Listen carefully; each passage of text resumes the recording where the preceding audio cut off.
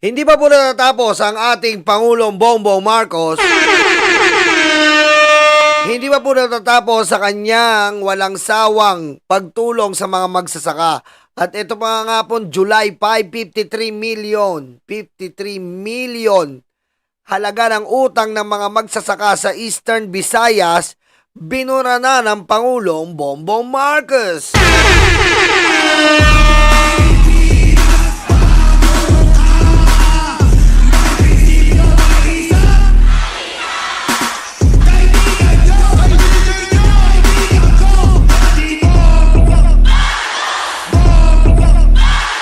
Pumalo sa 53 million ang halaga ng utang ng magsasaka sa Eastern Visayas. Ang tuluyan ng binura ni Marcos o ni Bongbong Marcos sa ginanap na seremonya noong July 5 sa Tacloban City. Bilang paggunita sa ikalawang anibersaryo ng implementasyon ng Republic Act 11953, ang New Agrarian Emancipation Act, ang ginawaran ng malaking biyaya ang higit 1,200 Reform Beneficiary or ARB sa Eastern Visayas. Kita nyo naman po, sabi ko sa inyo iba po ang motibo ng ating Pangulong Bongbong Marcos. Ang motibo niya ay palaguin po ang sariling atin. Okay? Katulad po nito, ang bigas po ay laking problema dati natin. Ngayon po, umaapaw na po ang bigas natin. Umaharvest po tayo ng sarili. Kung kinakailangan hindi mag-import, hindi po tayo nag-i-import. Yan po ang hatid sa atin ng ating Pangulong Marcos. Ayan na naman, 53 million na naman. Sabihin na naman, wala na naman nagawa si Pangulong Bongbong. Wala kang puso, hayop ka! Diba? Ano daw? Yung mga bulag na luga, sasabihin na naman, wala kasi nga, yung luga nila abot hanggang kanilang mata.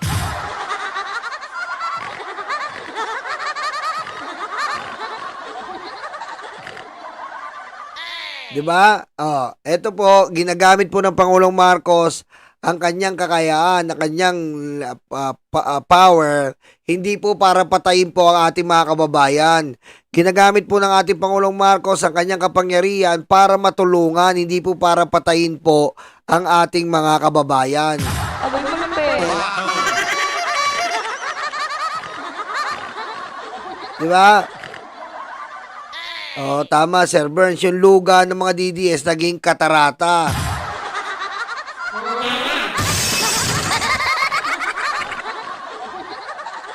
Kaya po wala pong katulad ng Pangulong ito. At ito pa po, isama na natin. Achievements of Bongbong Marcos.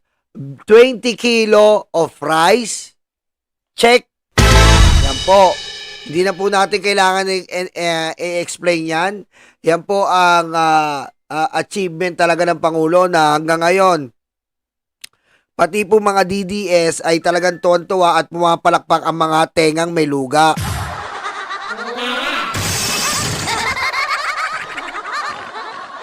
Diba?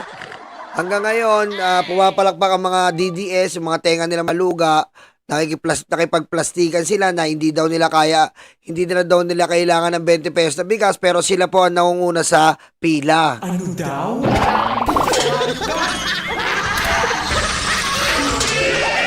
Diba? Sila ang nangunguna sa pila dahil ganoon sila kapatay gutom. Abay mo lang, pe.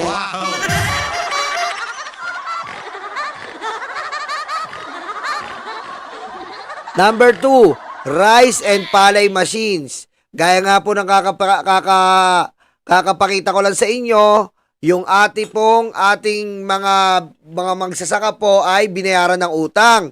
Plus, nagbibigay po ng mga traktora at mga pang-irigasyon ng ating mahal na Pangulo. Yan po.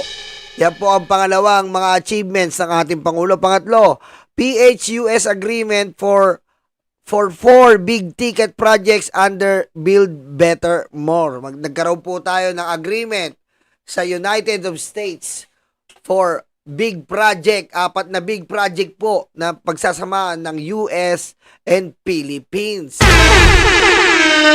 Abangan po natin yan. Number 4, ayan po, ito po, laganap na po ito. Free public wifi. Tuwan-tuwa po ang mga estudyante dyan sa Palo Leyte, kung saan nagkaroon po ng malakihang proyekto ang Pangulo na nagkaroon na po ng free public wifi.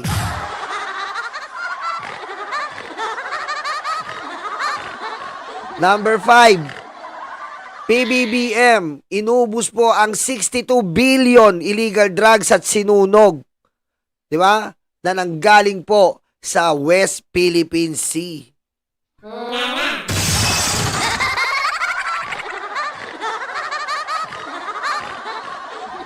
Ayan lang po ang 5 achievements. Hindi ko pa nga po, anday pa natin hindi sinasama dyan.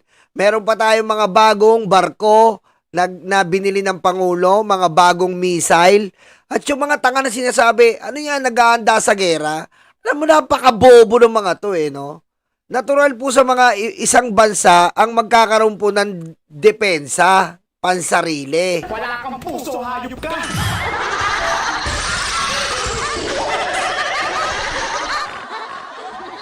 Ang gusto yata ng mga hayop, gumamit pa rin tayo ng Armalite na may kalawang na nagsimula pa ng dekada 80. Aboy malupit. Diba? Lahat po ng bansa, kailangan po may depensang pansarili. Lalo-lalo na nga tayo, kailangan natin ng depensang pansarili. Dahil tayo ay winawalang niya ng China. Kung hawak lang natin dito, itak, anong gagawin ng China? Putek, magkakaroon yan ng idea na hindi tayo papalag. Kahit meron tayong ilang barko, at least, kahit papaano, meron tayong ibubuga.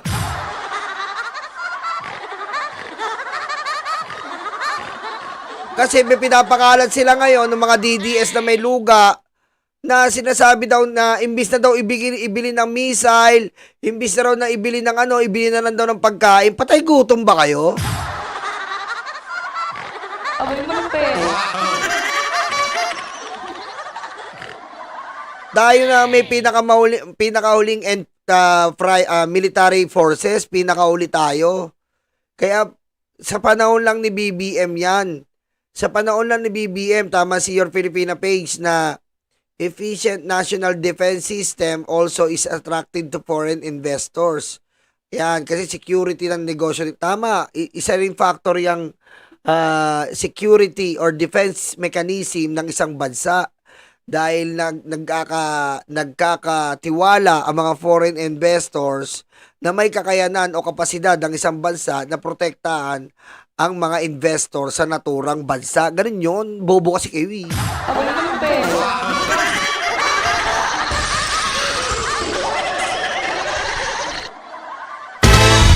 Diba? Kaya marami pa, ang dami pa po hindi natin nasasama dito. Regarding mga tulay, mga railway system, meron pa to kahapon, yung phase 2 ng National Fiber kung saan pinapabilis na po ni BBM ang mga internet sa ating bansa. Yan po, ang dami po Ang dami po. Pag inisa-isa ko at in-explain ko, abuti tayo 5 oras. Ano daw?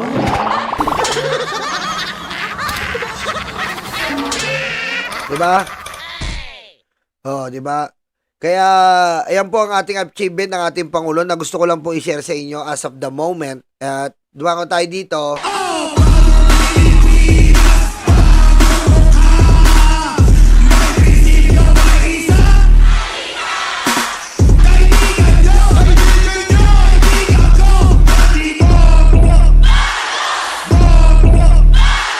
Okay, dumako na tayo dito at sinasabi ko nga po sa inyo, pero wag naman sana na wala na nga pong pag-asa si Tito Sen.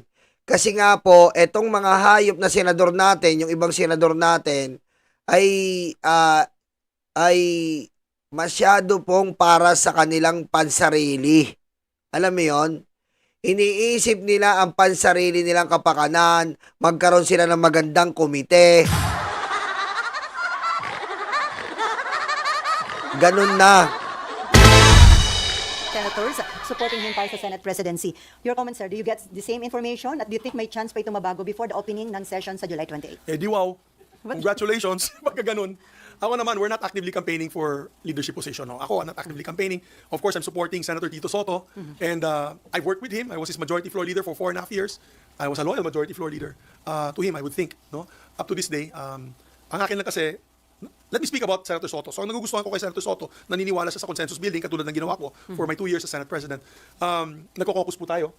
Hindi po siya diktador, na kung saan sasabihin niya, hindi, itong gagawin natin. Kung ayaw nyo, di pagdebatihan natin sa plenaryo. Hindi, ang style po ni Senator Soto, pasok muna tayo sa loob, magdebate muna tayo doon, so that we don't show very divisive Senate, then we come up with a consensus. And those who do not agree with the consensus can do the vote. No? There will be a vote or an action, a motion on the floor. And yan ang kagusto. Ayan po maganda dyan. Sa bagay, tama yung ginagawa ni Tito Sen. Kasi nga po, yun po ang tradisyon, kinaugalian. Ngayon po, binago ni Chis Escudero yun. At sabi nga ni JV na isang tuta na rin, tuta. Ano daw?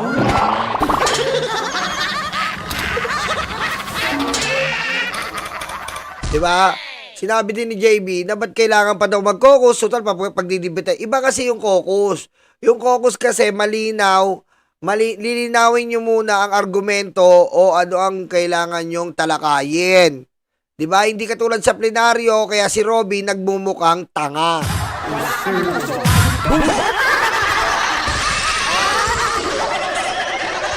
Diba? Kaya si Bato mukhang tanga, si Bongo mukhang tanga. Ganun po pag wala pong caucus. Tingnan mo yung sila nagkakagulo. Kita mo, mukha silang tanga doon. Kita mo, sila lang nagplano, sabihin ni Bato kay Bongo, pagkatapos ko ikaw tatawagin kita agad ha. Ganun na po yung Senado natin ngayon, parang tanga. Pagkatapos ko ikaw ha. Ginulat sila. Kita mo? Walang alam si Chis, teka lang, sabay awat siya. Kasi nga po walang forum or briefing man lang na kung ano ang malinaw na tatalakay nila. Ngayon, pag doon sa caucus nila at lumampas sila sa pinag-usapan, talagang pwede siyang pagtuunan ng talagang maling argumento doon. Katulad nung nangyari nung remand. Kita mo? Ngayon si Subiri nagsisisi siya. Kasi nga walang caucus eh. Ngayon linis kamay kayong lahat. Wala kang puso, hayop ka!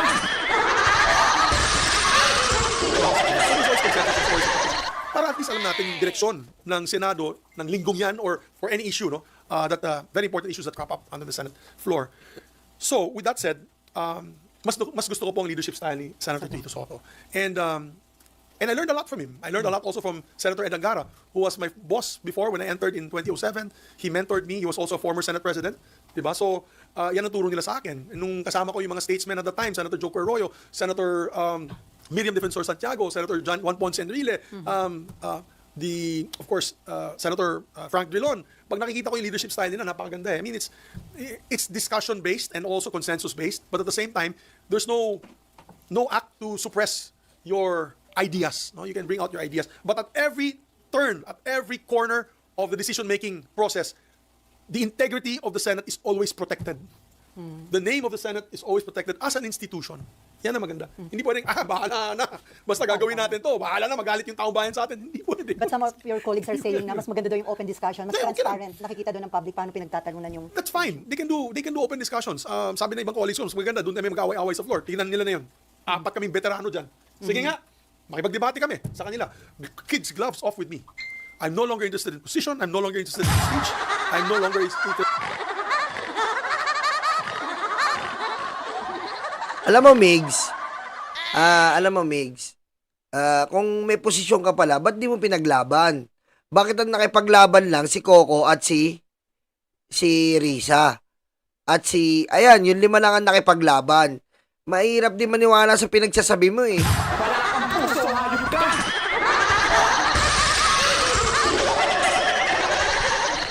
Diba? Interested in power. I'm only interested in the image of the Senate and how we can leave the Senate behind as a still trusted institution of this country. And to be able to do that, we have to show transparency. Di ba? We have to show transparency. Transparency, show transparency. Eh, bakit di 18 nyo? Wala kang puso, hayop ka! Diba? Anong transparency? Ba't di 18 nyo? Siyempre, sasabihin nila, kala namin, kala namin remand. Aanuin lang. Hindi. Kung alam nyo talaga yung pinaggagawa nyo, kung alam nyo pinaggagawa nyo, bakit papayagan nyo yung remand? Come on, Migs. Come on, Migs.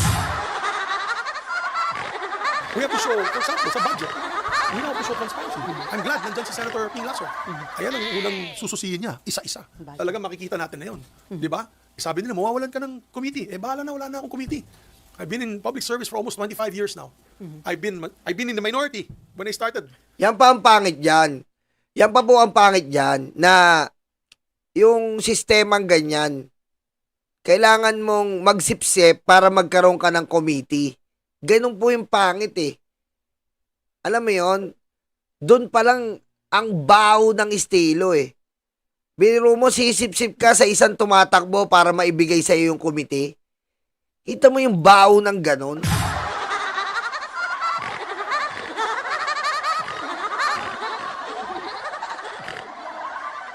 Diba? Dapat ang gawin nila parang parang traditional na elementary. Ano yung traditional na elementary, Nyolo? Halimbawa, irarapol nila yung komite. Diba? Irapol nila yung komite. Ngayon, may magsasabi, paano kung yung iba hindi karapat dapat? Wala tayong magagawa. Kung hindi niya alam yun, dapat di siya nagsenador.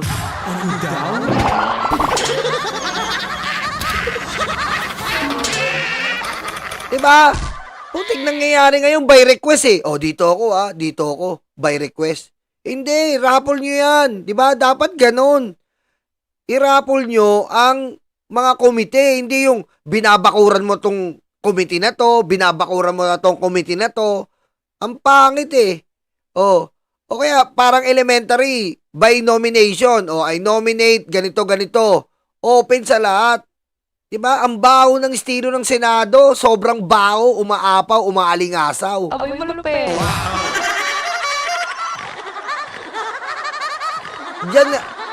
Diyan na alam mo, sa sistemang ganon, sorry po talaga, sa sistemang ganon, bulok na kagad Senado.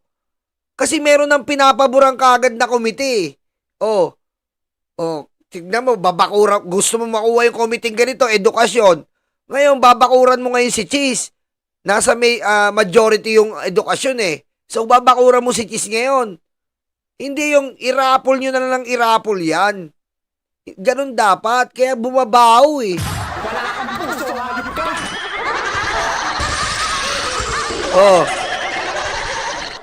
Diba? Para kang may will.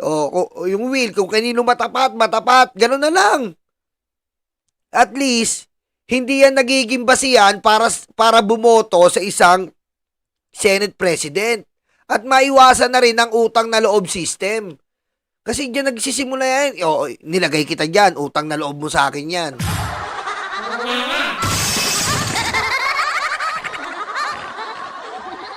Diba? Nilagay kita dyan. Utang na loob mo sa akin yan. Binigay ko yung committee na yan. Utang na loob mo sa akin yan. Ang baho. Wala kang puso, hayop ka!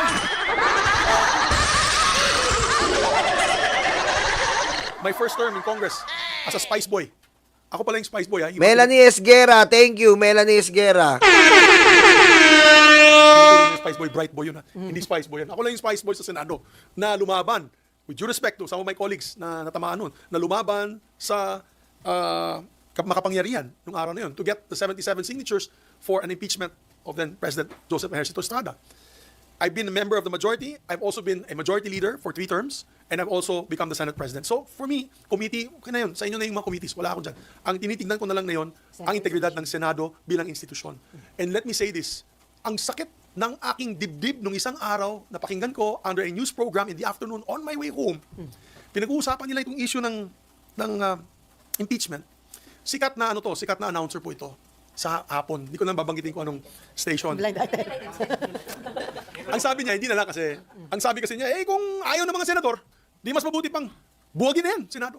Tama. So I said, God damn it, that's exactly That is exactly what we don't want to hear bilang senador. Dapat buwagin na kayo, Mig. Sorry talaga. Sorry sa iyo. Total. Sorry rin sa kumparing win ko. Pero ilan na lang nagtatrabaho senador. Walang kwenta na po ang senador natin. Wala na kang ang baho nyo, sobra. Wala kang puso, hayop ka! Natamaan ka ba? Natamaan ka? Eh, ginalisan nyo eh.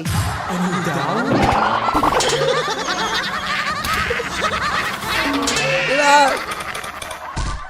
Kung ginagalingan nyo, okay. Eh, kaso ginalisan nyo eh.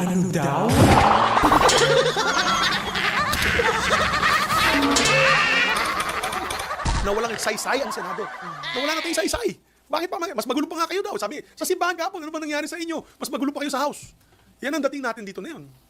So, I've never heard that in my almost 25 years in public service. You know, for every legislator, ang pangarap nila maging senador. Parang judge yan eh. Parang judge, gusto mo maging Supreme Court. Associate Justice. Abogado ka, gusto mo maging Associate Justice of the Supreme Court. Yan ang gusto nila.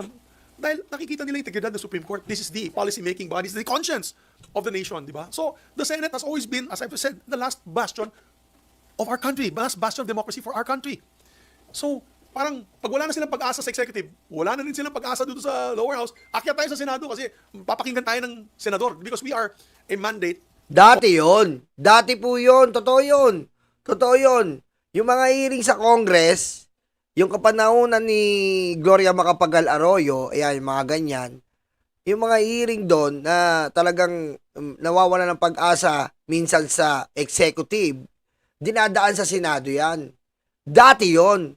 Nandiyan pa si Miriam. Nandiyan pa yung ibang magagaling, Nene Pimentel. Eh putik ngayon, kita mo, ang baho.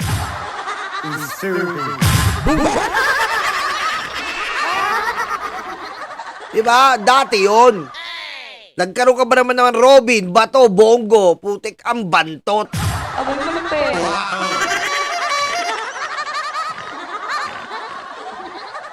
Of national scope, national in scope, di ba? It's not... Teka lang, Migs. Isa ka pa eh.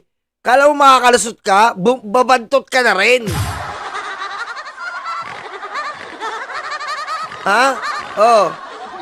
Ngayon, tinatalakay mo about impeachment. O, akala ko ba hindi pwedeng tumawid? Isa ka pa eh. Bantot ka rin eh. Hindi local, but it's national in scope. Kaya pag sinasabi na ng buwagin ng Senado, wala nang saysay ng Senado, napakasakit para sa akin because in my 2 years as Senate President, yan ang inalagaan ko. Kaya inaway ko nga yung People's Initiative. Katakot-takot ang black propaganda sa akin. Di na ako nakatulog. Pag-check up ko, yung aking blood works, pula lahat. Pula lahat. Talagang magna cum laude ako pagdating sa mga resulta ng aking blood test. Dahil nga sa dinidibdib ko nga yung pangyayaring iyon. And of course, we all know, kung natuloy po yung People's Initiative na yan, that fake People's Initiative, then naging inutil ang Senado at baka wala ng Senado na yan. Who would have been a unicameral Congress or a parliamentary system nang namumuno, iilan lamang mga makapangyarihan. Kaya, at that time, when we defeated the fake initiative, People's Initiative, nagpa-SWS at Pulse Asia kami, the Senate was one of its highest ratings. Almost 78% approval rating ng Senate. And then, even my approval rating at the time, which is normally middle ground lang, mataas sa over 60+% yung aking approval rating at that time. Net satisfaction rating. So, dahil tuwa yung tao na pinaglaban natin yung institusyon as the last bastion of democracy. Now, I don't know what's going on. No, I really don't know what's going on. So if you ask me, and let me repeat what I said, I'm not satisfied with the leadership of the Senate, with due respect to the Senate President. Maybe there could be improvements to be made to how we're handling the Senate. Right? It's not a matter of position. It's not a matter of committee. Naawa nga ako. Yeah, RG. Okay, RG. I don't know if you've been asked before, but they will vote to if you feel that. Because remanding is just trying to get an answer from them on the issue on constitutionality. You have to remember that I came out on the floor and I said that as far as I'm concerned, hanggang 19th Congress lang ito. Hindi lalabas to ng 20th Congress. Kailangan gawin ulit. That was my position. Now, Kailangan gawin ulit, kailangan mag-impeach sila with House. yeah, because just like legislation, just like committee resolutions and committee reports, at the end of the Congress, tapos na yan. That's my personal position. And that's not my legal position. That's my personal position. Whether that is right or not, it's like Tolentino, Senator Tolentino, the majority floor leader, that was his position. So, no, but I'm also in favor of following the process. Do you understand? I would not have dismissed it outright. Alam mo yung remanding na yan, sa totoo lang, ang balita sa akin, hindi naman remanding ang pinag-usapan dyan, dismissal yun eh. Kaya nag-away nga si Sen Joel at si Sen Robin. Dahil nabibini ko si Sen Robin, napakinggan ko. Hindi, wala sa usapan yan eh. Diba? So wala sa usapan. So, ibig sabihin, siguro may pinag-usapan sila. Alam niyo naman, Ako, tsaka si Senator Lawrence, tsaka si Senator Binay, kami po ay grupong slap soil. Ano yung slap soil? Di ba? Hampas lupa. At pagkatapos ng naging ano na kami, dead hungry. Di ba? Patay gutom. Kaya, out of the loop kami.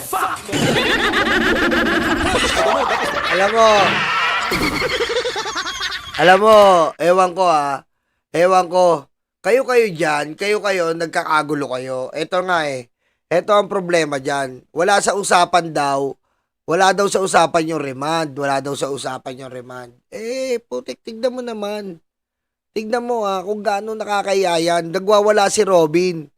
Kita mo nagwawala kayo sa isang bagay na hindi na nakalagay sa konstitusyon. May mga sariling mundo kayo.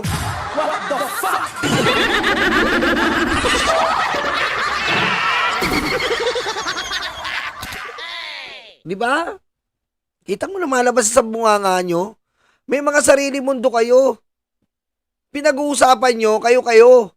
Pero hindi nyo pinag-uusapan, ginagawang basihan yung konstitusyon.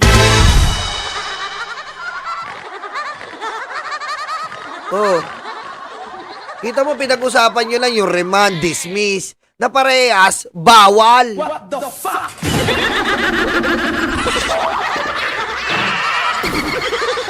Diba? Ang titindi nyo. The chismis, then of course, and that's why there was a tension there because the group of Senator Bato really was pushing for dismissal. Now, if you ask me, as I mentioned earlier, as a member of then the Spice Boys in the 11th Congress, we were the ones who gathered the signatures of the impeachment of then President Estrada. We gave it then we were able to convince then Speaker of the House, Manuel Villar, to read it during the prayer. Kasi alam namin, magkakagulo because they still had the majority of members that were against the impeachment of the former president. So, nangyari dun, bakbakan, di ba, dinala sa Senado. What did the Senate do? The Senate could have dismissed it at that time and say that was not the proper procedure because there was no motion made on the floor. Yan ang gusto kong talakayin.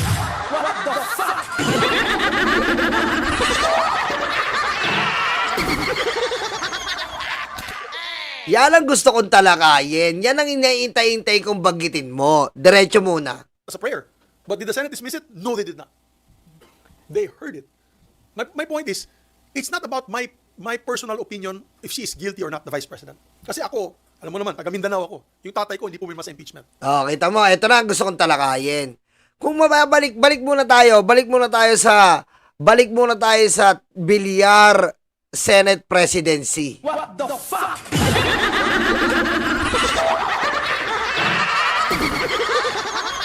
Diba? Balik muna tayo. Doon sa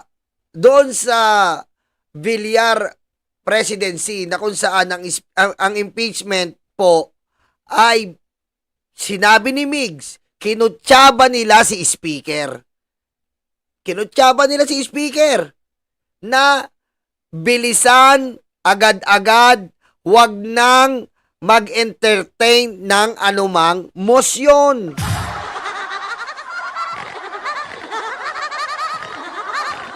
Oh, sinabi ni Migs yan. Yung pa lang illegal na kagad yung ginawa nila Pero kinestyon ba sila ng Senado?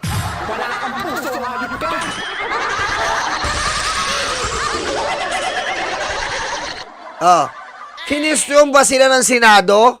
Na ito, illegal ang ginawa nyo, pinastrack nyo to. Illegal ang ginawa nyo dahil hindi nyo hinayaan na magsalita sa plenaryo ang mga magmomosyon. Pero itong impeachment na ginawa natin ng ang bagong 19th Congress, na kung saan 2/3 po ang pumirma dito. 'Di ba? Yung sa kanila hindi Ang daming talagang kumuha lang sila ng sapat na numero. Ito 2/3 to. May pirma to. Ang problema dito, sobrang bagal. Sila pinabilis. Ito pinabagal para mas klaro. Pero ito pa rin na mas klaro ang tinitingnan nila na illegal.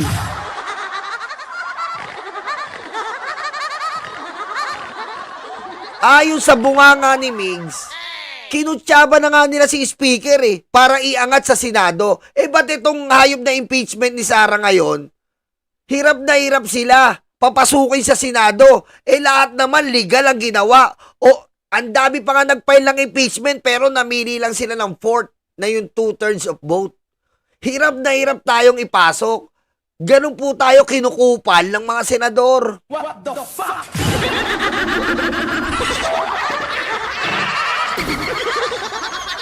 Oh. Si Mix na mismo nagsabi, bakit yung ginawa ni Villar hindi kinwestiyon ng mga senador nang inimpeach si Erap Estrada? Dire-diretso sila, forthwith sila. Bakit pagdating dito, pusang ama, ang bagal natin, ilang buwan na tayo? Bakit? Tinatakot si Sara Duterte. Kaya lahat ng paraan ginagawa niya para hindi mabuksan yung bank account niyang walang niya siya. Patayin mo sa CBN. YouTube.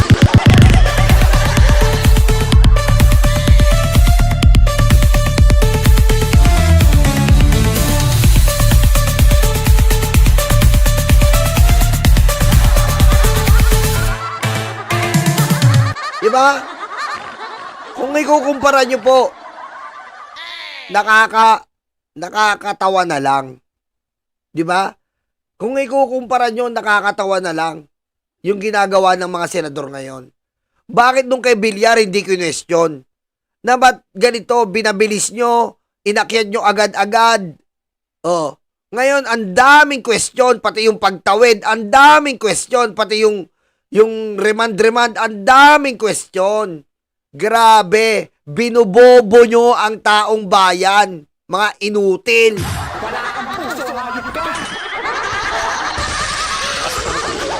And we became heroes for it. In Bukidnon, talagang sa Bukidnon, 99% ng tao dun, pro Sara. So ang punto ko it's not about my personal anymore. It's not about my personal opinion or my personal vote on the matter or my personal feeling if she's guilty or not. It is the procedure that must be followed. There is precedence. Oh, ngayon, procedure tayo. Yan ang mahirap sa inyo eh. Pag nabubuking kayo, binubola nyo yung taong bayan eh. Pero nung bumoboto kayo, ang yayabang nyo pa, proud pa kayo, tumataas kayo. Oh. Oh. Ngayon, nabuking na kayo, naramdaman nyo ang galit ng tao sa kawalang niya ang ginawa nyo. Ngayon, bobolahin nyo na naman yung tao. Walang ganon.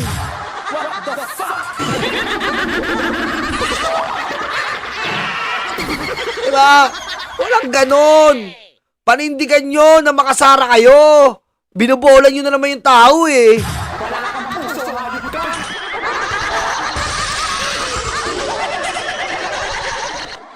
Had in this constitution, if I'm not mistaken, since 1987, only two successful impeachments. The third kasi, nag-resign siya. Nag-resign si Merceditas Gutierrez. On these two, it was acted upon by the Senate. So, I'm sorry, no? Wala naman nakalagay sa Constitution. Nakalagay doon forthwith, di ba? Hindi naman nakalagay doon forthwith unless dismissed by the Senate before actual trial. Wala doon sa Constitution. So I don't know. I'm not a lawyer, as you all know. But in my lengthy member as a legislator who has seen both of these impeachment exercises, I think we have to follow through. And then we do a vote. Huwag na kayo matakot. Eh, kung pro-Sara kayo, di bumoto kayo against the impeachment. It's a political exercise. But the process has to proceed forward. That has to move forward. So now, that's my position. Kaya, I want Alak ng weteng naman, no? Eh, di dapat nung nagsalita si Bato, nagsalita ka naman, eh. Dapat sinabi mo, buksan na. Hindi mo sinasabi mo pa nga, hindi pwede nang tumawid, eh. Eh, dapat in-insist mo kung talagang, subiri. Kung talagang gustong-gusto mo na matapos ang impeachment. Wala, si Coco Pimentel lang, Win Gatchalian, Grace po, Abby Binay. Oh, Risa Ontiveros lang ang tumatayo. Sila lang ang may betlog.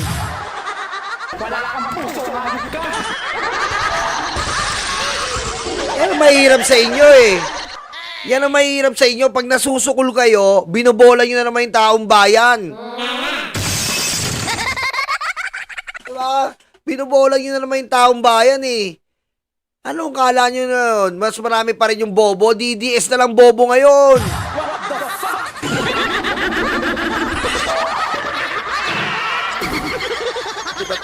Whether I'm pro-Sara or not, I cannot, I have to listen to the evidence that will be presented by them. Of course, I have some biases. I think that it is a witch hunt because they want to remove her from public service para yung iba makaupo at yung iba ay mawawala ng kandidato. Mali na naman yung witch hunt. Ayan pa yung naririnig ko marami. Witch hunt. Paano witch hunt? Ha? Parang Wishan.